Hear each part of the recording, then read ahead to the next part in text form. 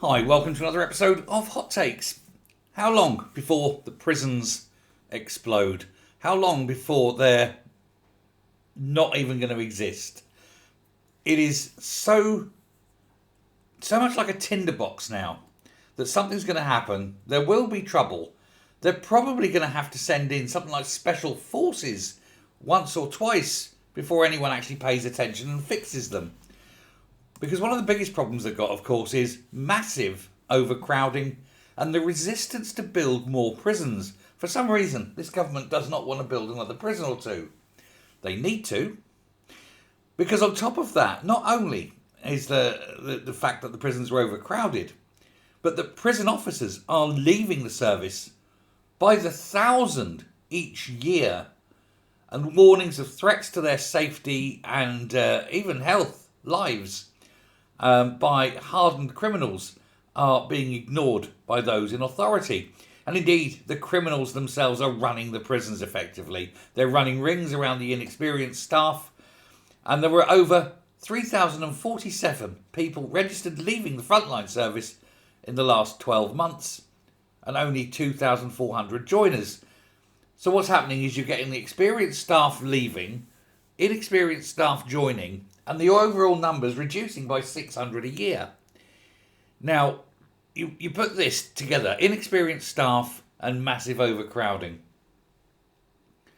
Boom. It's going to happen. Now, Robert Jedrick has picked up on this. He says that prison officers are being put in impossible positions, that the government must have their back and roll out the protective gear that they've been asking for immediately. The government don't want to put out protective gear. They say that would be provocative. No, that's not what's provocative. Saving prison officers' lives is not provocative. What we need is harder prisons, and it's as soon as you identify problem prisoners, you put them into max security. We need American-style maximum security prisons. And we need a lot of them. Jenrick, he said, is alarmed that inmates who've been placed in solitary confinement have successfully argued that keeping them separate from other prisoners is unlawful under the ECHR. Fine, let's do that. Let's not put these people in solitary confinement. Let's put them in Supermax. That is allowed. That's not solitary. You have contact with other people, but you're just like in this Supermax facility. Let's see what happens then. They'll probably moan about that. But if they want to exploit the ECHR, well, let's pull out the ECHR. That's another reason to go, isn't it? There is so many problems going on in prisons. There's so many corrupt guards as well allowing drugs in. They've got the problem with the drones flying them in. There needs to be a new approach to prison. And I think we need to go back to old school prison. None of this modern compassionate prison stuff. Cell, lock door. Slide food in under door. When your time's up, you leave. That's it.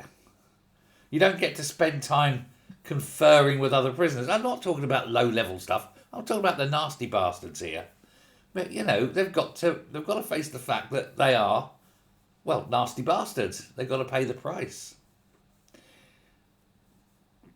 Unless something's done, unless we start building more prisons and getting more prison staff who are under less pressure and therefore less inclined to leave, prison service in this country is going to end up with riots that end up with people dead. And it's all the fault of the government, because ultimately it always is.